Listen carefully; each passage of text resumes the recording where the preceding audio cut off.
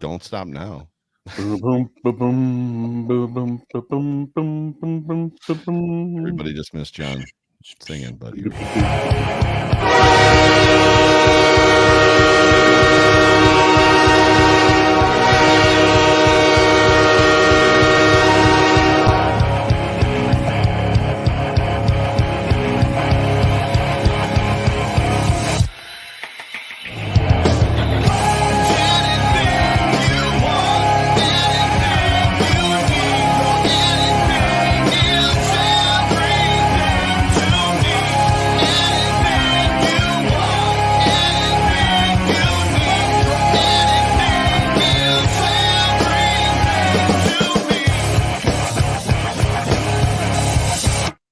Well, what is going on, everybody? Welcome everybody into the Overreaction Buffalo Sports Show on the Overreaction Buffalo Sports Network. We were having a conversation earlier today.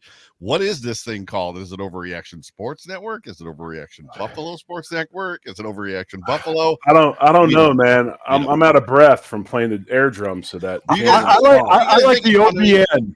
I'm the OBN of Overreaction Buffalo Network.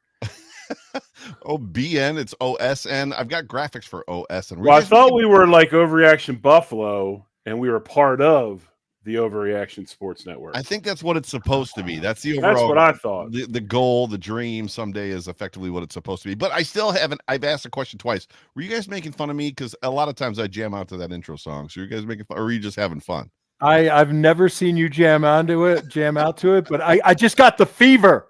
Rookie minicamp. I got the fever, baby. I got to tell. Yeah, then rookie minicamp. There's only one thing that'll help it, and it's more cowbell. It's more rookie minicamp and Chips Ahoy's cookies. Oh, I missed you clowns. Yeah, this is the first time the three of us have been together since somewhere around the draft. But welcome to everybody into the Overreaction Buffalo Sports Show. My name is Joe Miller. You can find me on Twitter at Joe Miller Wired. That over there is Jerry Ostrowski, and below him is John Fien if you're watching us live right now. But welcome to all of you that are also in the comment section, which includes my mom. So Bonnie Clark is back. She now has a college degree. She's a college. What's happening, college grad? So my mom What's up, Bonnie Clark? Go ahead. Goal. So my mom is in the room along with Tracy Fichter, Richard Rush, all the usual suspects, Adam LaFaro, Scott Blakely, and some new folks as well. It's good to have all of you guys with us as always. So do us a favor, please please subscribe, whatever platform you are consuming this on right now, whether it's live with us right now on YouTube, Facebook, or Twitter, X, whatever you want to call it, or in podcast form. Please subscribe. Please tell a friend. Hit the thumbs up button wherever you are. But excuse me. But yeah, it's good to have everybody. It's good to have you two. It's good to have the JX3 back, right? So the J's times 3. That's the three of us together. I've got a margarita flowing. It's Mother's Day. Happy Mother's Day to all the mothers out there. So how was your guys' Mother's? Well, John, you're on an airplane all day long, so your Mother's Day was kind of not great. I was on an airplane until I was running through the Atlanta airport like O.J. Simpson. I might have knocked a couple of moms down. Just a little forearm shiver there. It was Jerry O. I didn't do that. Happy Mother's Day as you're going by. Happy Mother's Day. Your left, make a hole, make it wide. Exactly. That's a tripping penalty. But I made steaks and lobster for my mia esposa and honored her in that way. Also, I smoked cream cheese. I have to say, before he goes on with this freaking nine course, I want to come back as Joe's wife. No, I mean, is there a lady that gets taken care of any better than Joe's wife? I mean, I have it on the highest authority. Oh, did we lose John? Oh, we lost John. You can outcook him like that. We lost you. You have it on the highest authority that what? Oh, that your wife Beth outcooks you easy. You know what I made today, John? I fired up the hasty bake with some good hardwood charcoal, and I made Chevette's chicken, my brother. That is a callback and a shout out for many displaced. And it was strong. Ask me what I've eaten today. Yeah, I had a $22 egg sandwich at the Atlanta airport. And now that I think about it, I haven't eaten anything since. That's why I'm a little bit loopy. That's why I'm here for the show. Well, might pour some bourbon on this later, and then it's going to be crazy. well, it's good to have. I gotta reel this in. It's good to have everybody here. We're gonna talk a couple different things. Obviously, we're gonna talk a little bit about the rookie mini camp to include a little bit. And I know you guys talked about it on Thursday, and that was a great show. I'm a fan. I could sit and listen to you guys talk for hours, but it is always good to get the opportunity to sit and talk to you guys as well. We'll talk a little bit about that. We'll talk a little bit about AJ Smith, and why don't we kind of start right there, if that's all right with you guys? It was released today by GM Kyle Smith that his dad, AJ Smith, former Buffalo Bill, who started as a scout with the Buffalo Bills, and I had it on Wikipedia here a second ago, started as a scout in Buffalo in 1986, finished his career in Buffalo as the director of pro personnel in 2000, and actually went and with John Butler when John Butler left to become the general manager for the San Diego Chargers, left with John. But they announced Atlanta Falcons assistant general manager Kyle Smith and his family announced Sunday the passing of his father, longtime NFL executive and former San Diego Chargers general manager AJ Smith at the age of 75. Smith passed away on Sunday, May 12th, surrounded by his loved ones after a 7-year battle with prostate cancer. He's survived by his wife, Susan, son Kyle, daughter Andrea, son-in-law Noah, and 3 grandchildren. 35 years in the NFL, moving up through the ranks, and had a storied career in Buffalo. And I believe, my understanding is both of you knew AJ, right? So I don't know if you guys want to take just a moment to maybe talk about AJ, some of his legacy in Buffalo, because he was here he was in the scouting department when the glory years of the Bills, right? Right. So AJ was John Butler's right-hand man. I mean, that was his guy. That was his henchman. That was his guy, his confidant. And just a little history about these guys. They all came from the Pittsburgh Maulers, from the old USFL days. And John and AJ and them were with the Maulers. They came over, were in the Buffalo scouting department. I still remember the day when AJ had that short stint as kind of interim GM, when John, I believe you were there. We were working out at the facility, and John Butler walked out on the field and called us all up around him and basically told us, "Hey guys, I've been let go. I'm no longer the GM." I mean, it was that simple. I mean, it what's so crazy about it was the way that players get released. It was the same exact thing, except John was the one telling us that he was released, right? Right. And then AJ took over for a while, but we kind of knew that AJ would eventually end up in San Diego because of his relationship. And then obviously John passed away from cancer. AJ took over and was the all-time winningest general manager in Chargers history. So an old school, came up through scouting, came up through the ranks and worked his way up to becoming a GM in the NFL. So, props to AJ. It was always good to me. I enjoyed him. And, it sucks that he's gone, but it also is hard for me because it's the same way that my father passed away as well, battling prostate cancer for so long. So, prayers and everything to his family, and, we're thinking of him. Yeah, I'll just echo that old school part. I mean, he was a great guy that he'd come up to you at practice, kind of bump into you a little bit and ask you how it's going, in a real kind of fatherly kind of way where he really cared. It wasn't just a casual comment. And you knew that when John said he was leaving, that he'd be going with him. I mean, they were thick as thieves, printed from the same guy.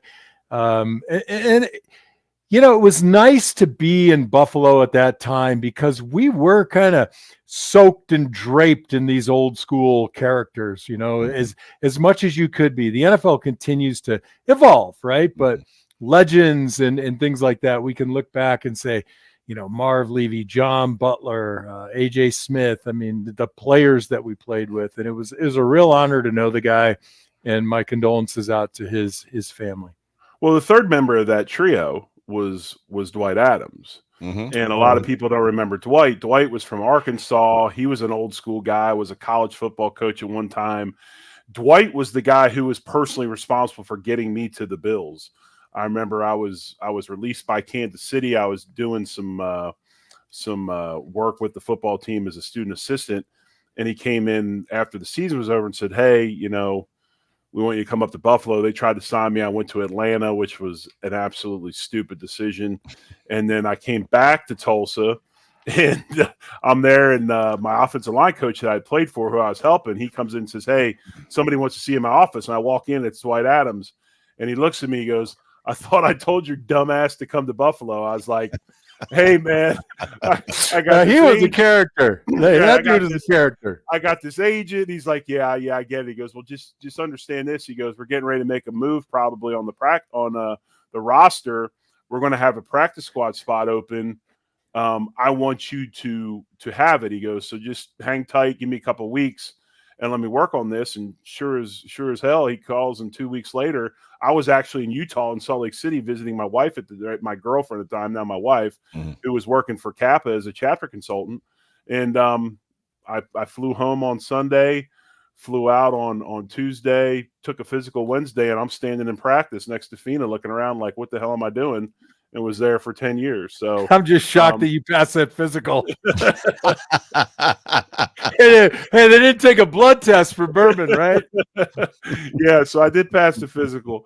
But no, I mean, between John Butler and A.J. Smith and Dwight Adams, most of the credit of those big-time runs, besides Bill Polian, and those guys worked with Bill when he was there, those guys were responsible for it.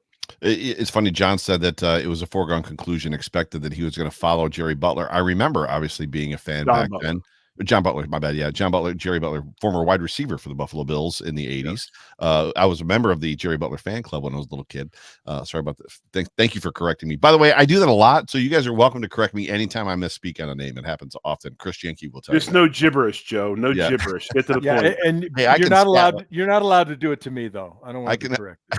I can scat with the best of them. Anyway, so when you talk about it being a foregone conclusion, I remember a lot of Bills fans back then, before we were called Bills Mafia, very confused that the Bills didn't keep him, that he did go, because then, as we all know, well, maybe not all of us, but as many people know, John Butler, who preceded, or not preceded, came after, seceded. It came after Bill Polian went on to the Chargers after getting fired from Buffalo, and then passed away there, and A.J. Smith became the GM of the San Diego Chargers. And there was a lot of Bills Mafia, there was Buffalo Bills fans back then that were like, why didn't he stay? Why did we do nothing? So can either of you speak to maybe what happened there? Yeah, I give you a really easy answer to that. Ralph was a guy that held, I mean, as good as Ralph was to us, and Ralph was an awesome guy to play for, Ralph held grudges. He held grudges. And if you got on Ralph's bad side, that was it. And when that whole thing went down, they couldn't work the contract out, and John moved on. AJ was kind of guilty by association. He was a John Butler guy. So it's not shocking that he moved on, because, it was that whole kind of relationship with Ralph. And when Ralph was done with you, he was done with you. Gotcha. Jerry, it just lends itself to the old saying, you don't fall in love with players, right? Stay in love with your team. Same thing goes with coaches, general managers, right? You keep people on, you can't always tell what their motivations are. So you let John Butler go, you keep the rest of his crew. You just got to wonder sometimes. It's best to bring in fresh new people. That's just what they do, and that's what they will always do. That's what they do, and that's what they'll always do. And this time it was the worst possible thing that Ralph Wilson could have done, because it led inevitably to the 17-year drought. Like, it was the beginning. It was the domino that fell that caused. Well, Ralph really tried to. I mean, Ralph was really trying to push down salaries. I mean, if you looked at some of the guys that became general managers while Ralph was still alive, I mean, I can't remember who was the guy that ended up being. Was it Buddy Nix? Wasn't Buddy Nix a GM for a while? Buddy Nix came in after Donahoe. Don't say it. Don't say it out loud. Don't say the name out loud. Don't say that name out loud. So when I load this up later, if it says explicit content, I have to put yes now. If you want us to have PTSD, please don't. Wow, what a knucklehead. You were saying. But anyway, yeah, so that, I think Buddy Nix, so he tried to stay within the family, but eventually, moved on. By the way, sidebar, and we'll get back to AJ Smith here in a second. Michael just puts in got Bledsoe. He was talking about Bledsoe. Did you guys happen to watch the Tom Brady roast? Bledsoe crushed it. He killed. And they like the jokes that they were throwing at Bledsoe too, which were amazing. But Bledsoe did such a good job in that roast. The one point where he said he was talking about Belichick, and he was like, after my team didn't want me anymore, I had to like somebody wanted me after like my first team didn't, unlike Belichick. And then he was like, oh, just checking to make sure he wasn't standing behind me. It's like Bledsoe, yeah, he did such a good job. So I don't know if you guys watched the roast or not, but it was good. So yeah, I saw most of it. And there was an interesting article that came out this week, of course, so many days after the roast, about how much tension was in that room.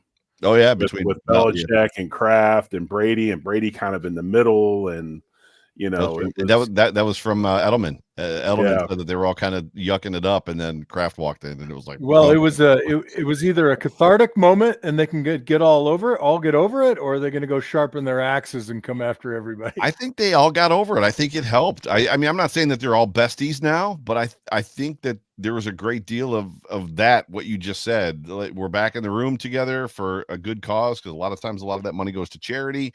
I would imagine that they're probably better off. I think the biggest point of the roast, and just kind of the way this whole Patriots thing came about, and how you're seeing it unfold after that dynasty or that run is over with, it shows you just how miserable really good teams can be.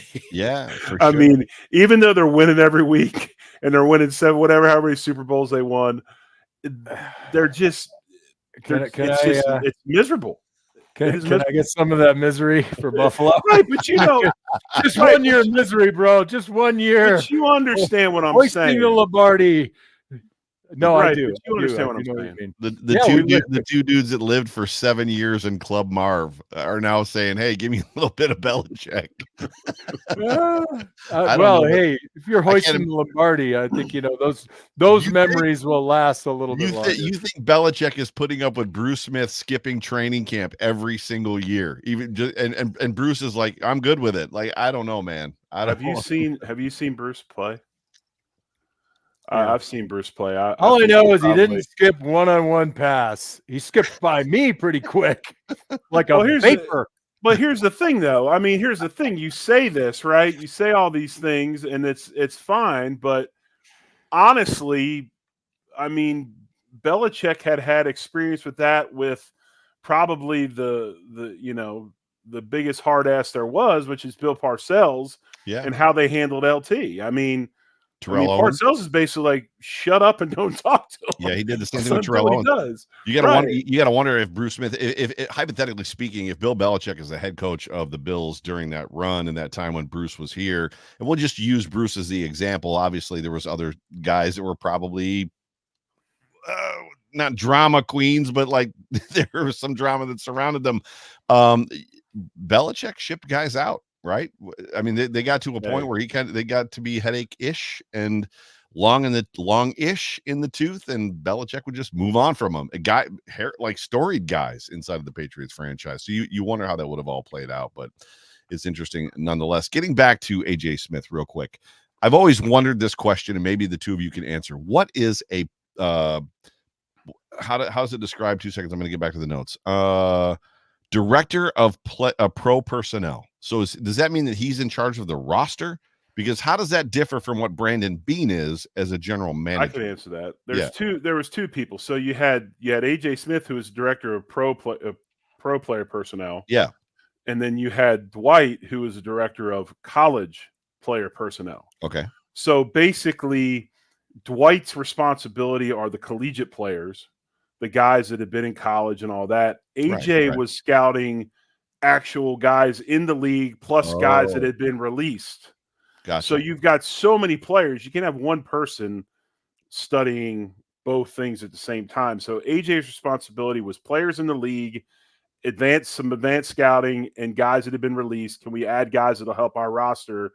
And then Dwight was seniors coming out of college. Gotcha. And now, Jerry, there's a position for that in college now. So the Power 5 teams, especially, and all the conferences below that, they have to know every player in America in college, because Right. if one of their kids goes in the portal and somebody else comes in the portal, say Jerry comes into the portal, so we can reach Scouting- out immediately and say, Ostrowski, come play for the University of Arizona. You Right, can't, right. if you spend a day or 3 days or a week trying to figure out if you want the guy, somebody's already there developing the relationship, has already reached out. Because collegiate scouting has gotten, like John said, to the level of the pro deal, where they have rooms of guys that all they're doing is evaluating high school talent All day long. They Mhm. know what their coaches want in a player, and they pre-scout these guys before they even, and then they bring a handful of names and the film to the coach, and then the coach watches them. So they've Gotcha. been vetted before they even get to the position coach on a team. Gotcha. That's how in detail this has gotten. Gotcha. Yeah, I know- especially when you get back past the 3 stars, right? Because they're kids that are developing out there, and you got to have, I mean, you just, one person and hardly a team can even consume the number of high school athletes that are out there. And kids now in 2026 year and 2027 year, you know, they're already being looked at. 2026 kids are getting offered already. So Yeah. it's the same thing with the pros. I mean, obviously the scale is a little smaller, but you've got to know everybody on every team that you play. Right. What was where I want to stick? I want to stick with this for at least one more question. As Right, much because as I do want to get to rookie camp. I do want to Oh, get to gotcha. rookie I camp. apologize. Well, then maybe we'll save it for another show. I was going to ask, and if you want to jump on it, you can. And if you both say pass, that's fine too. Being there for the transition, and I've talked a lot with John just about the culture shift when Butler left and the old guard was gone, and we're moving on from what used to be, and we're going on to the new thing, which is TD. I'll just call him TD for John's sake. I was going to ask a question, the looming nature of it, right? So it's off season. I think you guys are both on the team. Is there not text messages? Are there phone calls going back and forth? Is it very much of what's going to happen? I don't even know what the off season culture is back then compared to today's technology as far as text messages and DMs on Twitter and whatever. But yeah, you guys can both pass. We can talk about that another day if you want. I'll pass on that. Jerry, same. I will just say no. I'll take it real quick. I'll just say, you know, we weren't as interconnected back then as everybody is now, and there's more player now, and it would have been really hard to drum up any information on GW or TD just to have a reaction. So I think it was nice in that day and age, right? I didn't have to have an assumption. I just show up and see what the hell happened. Right. And you gotta understand. I mean, when we were in the league was kind of the inception time period of the internet. And I mean, I think I bought my first computer from, you know, the Bills had an IT guy and was selling Dell computers, and bought a laptop from them at a cheaper price. I mean, I think that was my first computer I ever bought. So yeah, I mean, it was the land of flip phones and and all that back then. So it wasn't quite what it is today. Yep, very good. So moving into good conversation just around AJ Smith and just his legacy, which is strong and storied here in Buffalo. And just condolences out to his family, prayers out to his family as far as that goes. And so hopefully he's on to greener pastures up in heaven somewhere. But as it pertains to rookie minicamp. So rookie minicamp is 1 or 2 days old. We got our first look of Keon Coleman and all the guys, primarily Keon Coleman, it seemed like, and even more probably Frank Gore Jr. than Ray Davis as far as that goes. Like, it seemed like there was more video that I saw of him on the web. But yeah, first glances, first thoughts of what you guys saw, or maybe what you heard from the pressers from anybody as far as it pertains to the rookies. I think the biggest thing for me was just how much individual time position coaches were spending with the guys that obviously are going to be, you know, rookies that they're going to count on. For instance, they said that Joe Brady was basically by Coleman's side the entire practice when he was doing work. Same thing with Cole Bishop.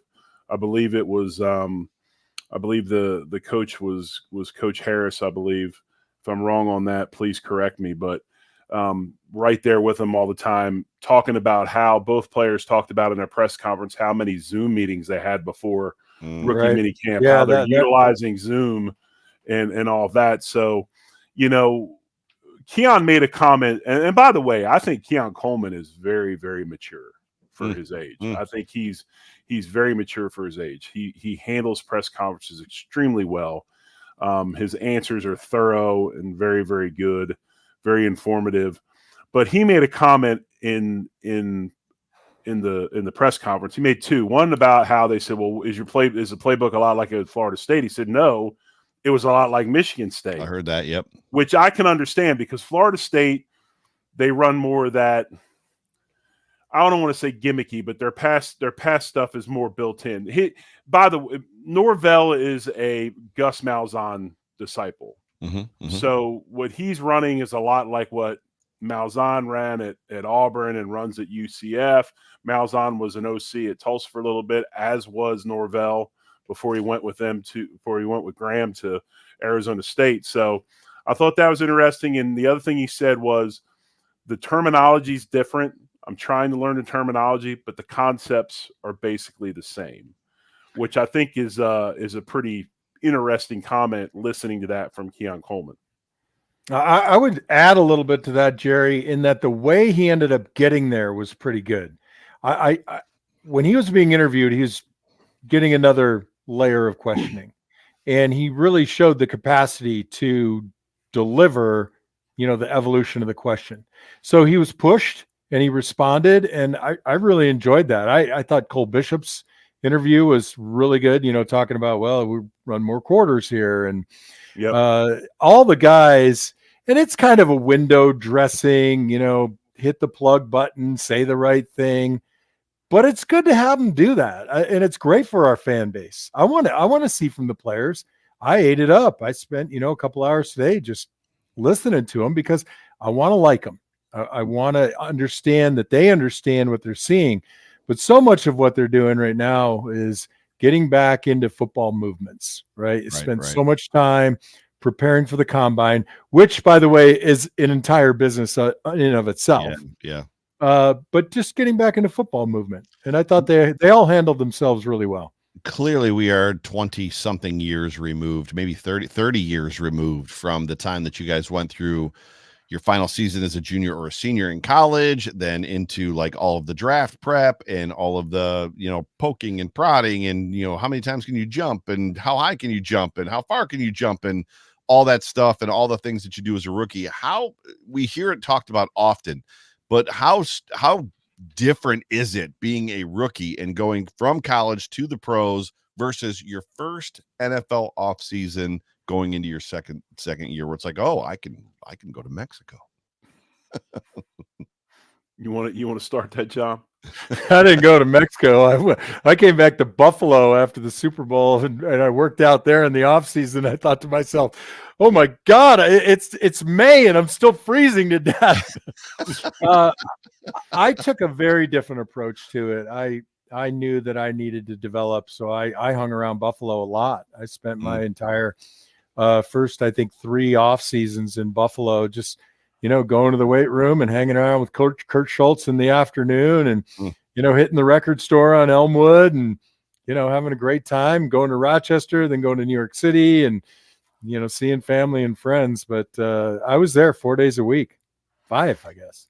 Yeah, I was the same way. I mean, when we were there, we talked about this a couple shows ago, this whole idea of your own trainer and going off site to train was foreign to us. This was when, like, for instance, we talked about when the Kent Holes and the Darryl Tallies and those guys would have their trucks packed up, and when the exit meeting was over, they got in their truck and started driving home, right? Right. It was the time when Jimmy Johnson came in, brought that college mentality. I want everybody here in the off season. And, you're trying to make a squad, so you're trying to make an impression. But I did the same thing as John, spent my first probably 3 to 5 years in Buffalo in the off season. It was very, very, it was good for me to do that. There's a lot of advantages of doing that, but, obviously things have changed. But, the difference with these guys is that I do believe that there's so much more information. There's so much more science. There's so much more that they can do preparation-wise in the off season. It doesn't seem like they have a ton of time from the end of the season to when they start back at Buffalo again. Right. But they've really got things down to step by step, a science, like I said earlier, they're able to go in and get stuff handled. And, I was really, like I said, I was really, really impressed.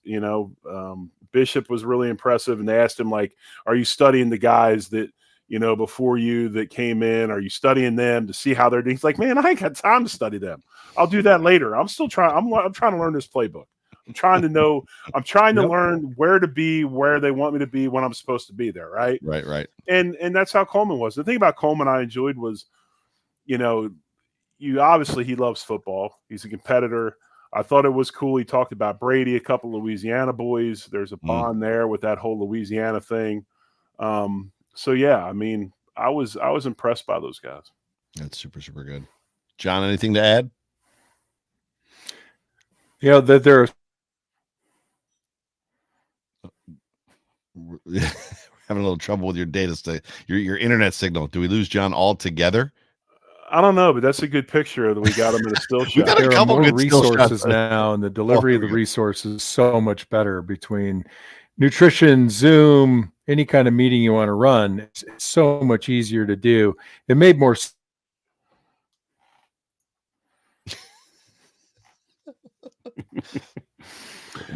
We're going to start a GoFundMe for John's internet service. Right. Now you know why we got to get to 1,000 folks. Now you got to know why we got to get full to 1,000, bars, bro. I got full bars. We got to afford to buy feed a new internet. You can watch the tape. You can watch the tape back. If you'd like to.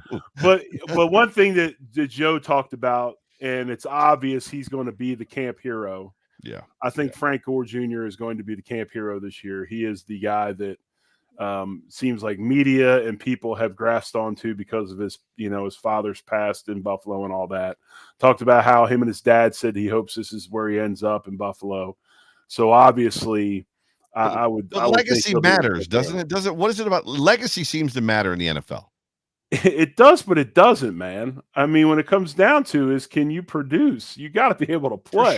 For sure. But legacy guys, I hope legacy matters. I mean, I got a couple kids you can take right. up there and hang out and make paychecks, right? And wear a number and whatever. I mean, when it comes to those things are fun and they're great, and we talked about Jeremiah Trotter Jr. with the Eagles and that whole thing. But at the end of the day, you got to be able to play, man. If you can't play, you're not going to be on the team. It's that simple. Yeah. There is a benefit to giving a guy a chance who has had the tutelage that juniors had. I mean, it's very clear, you can prep a kid. Jerry can prep his kids in a way that other parents can't, that didn't play at the collegiate level or play at the pro level. And those are translatable messages because they can understand it. You can speak to your experience. Yeah. And I think kids really, I think it's a wise move to bring somebody like that in. There's a portion of them that's ready-made because of the way they were raised and what they've seen and what they've done. The other thing I got out of this rookie minicamp, and I didn't think about this until I heard this when I was watching some interviews and things like that. They talked about Ray Davis. We stay within the running back room. They talked about Ray Davis, and Bills fans were kind of maybe a little bit puzzled why they spent such a high round draft choice on a running back, right? But the comment made about Ray Davis was, and I thought this was interesting. The term they used more than once was he has big playability. And you start thinking about our running back room and who we have, and while Cooks can do some things, he's probably more of a workhorse back than he is a big play back. I thought that was interesting. Ray Davis coming in, making big plays, things like that. Shed a little light on that draft choice by Brandon Beane. Yeah, for sure. There's a lot of meat, and we'll get the opportunity to talk more about this as we're getting a little bit long in the show as far as that goes. Rookie minicamp. It's going to continue, I believe, through the rest of this week. So coming up on the Overreaction Sports Network for you guys specifically, Tuesday, Vic Carucci is going to be joining you guys. I will not be there, so I hope both of you can join. John's wincing already. I got spring football in high school. I got a kid in the other room who's about 6'5", 255 pounds, got offers from Duke, Arizona, the Ivies, and I'm out there on the field making sure that he's a ready-made guy like Frank Gore Jr. So as much as I really hate coaching, I'm committed to helping out as often as I can. So Family Jerry O and Vic Carucci. You know what? You ought to put a ring in for that, Jerry O. I could see the two of you going to blows. No, why would I go? Oh. I've done multiple interviews with I'm Vic just over the saying, years. back in the day at One Bill's Drive in the locker room, I think you and Vic Carucci might have put the gloves on a couple times. We never put the gloves on. No, Revisionist history. I've always enjoyed Vic.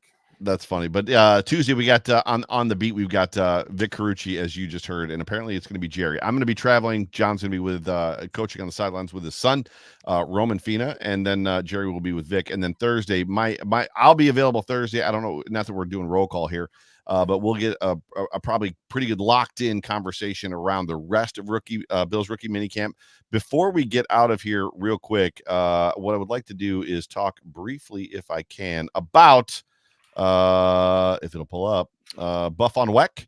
So you've seen myself, John, and Jerry wear these overreaction t-shirts, as well as I have an overreaction hoodie. And if you are interested in any of those, I've got a short read here for you. All right, Bills fans, listen up. Are you looking for a fresh way to show out for your teams, for the teams that we love? Look no further than Buff on Weck, your ultimate destination for Buffalo themed gear. Whether you bleed blue and red zebra stripes for the Bills, retro royal for the Sabres, or rep any of Buffalo's other legendary sports franchises, they've got the perfect tees for you. Dive into the action at buffonweck.com and make sure you give them a follow on Instagram, X, Facebook, all Buff on Weck. Buff on Weck, tasty merch with a Buffalo bias. And if you click out of the overreaction stuff, by the way, you can only find our stuff by clicking overreaction. They have a ton of gear. So they just got a whole bunch of stuff. But wanted to give a quick shout out to Buff on Weck, who's right now providing the merch for Overreaction Buffalo. So yeah, super duper appreciate those guys. Now, with that, before I get us out of here, somebody said earlier there was too much useless banter. This is the first. I think it was yapping was the well, this is the first time the three of us have been together in a couple of weeks. And I think what maybe gets lost is the three of us are buds. Like, this is the first time the three of us have had a chance to like get together and like talk, like, and kind of just be bros together. So if you don't like it, there's plenty of shows out there that probably don't have useless banter, right? Or yapping, useless yapping. Too much useless yapping. Too much useless yapping. So hey, it happens, man. It happens. I've heard it probably will continue to happen. Yeah, it's okay. It will continue to happen. The hardest part is keeping the show inside of that 38-minute mark, which we are about to broach right now. But any final thoughts before I get us out of here? Yeah, final thoughts. We just had a question from Maggie. Any show about the schedule? Yes, Wednesday we're going to do a special instant reaction show about the schedule release. I'm sure you'll all know the schedule before we have the show because they'll be leaking it during the day. Yeah, but we will do that. We got Vic on Tuesday. Big O. We'll do something on Thursday. Yep. And as we roll into summertime. Yep. John, anything from you? I got nothing. Awesome. Well, ladies and gentlemen, thank you so much for tuning into the Overreaction Buffalo Sports Show on the Overreaction Buffalo Sports Network. That's for you, John. Appreciate every single one of you. Please do us a favor before you get out of here. Please hit the like button. Please subscribe. Stick around and pay attention to all the things that we're doing. We're going to be bringing you content through all of the off season, and then as Jerry has alluded to, said when the season comes, we're going to be doing shows 5 days a week: Sunday, Monday, Tuesday, Wednesday, Thursday on YouTube, which will drop as pods on Monday, Tuesday, Wednesday, Thursday, Friday, and maybe some extra stuff in there as well. But for me, for John, for Jerry, for all of us here at the network, we appreciate you guys. Love you. Go Bills. Go Bills. Go Bills.